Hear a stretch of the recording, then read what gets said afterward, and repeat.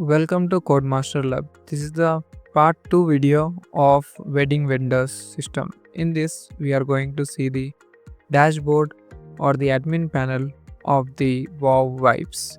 We will log in using the mobile number and the password. Once it is logged in, you can able to see the dashboard screen.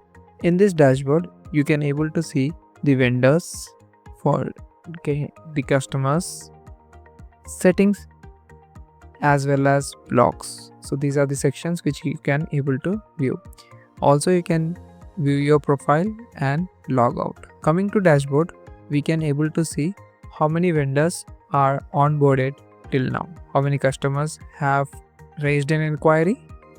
Revenue model has not been implemented yet, so it will be released in future updates.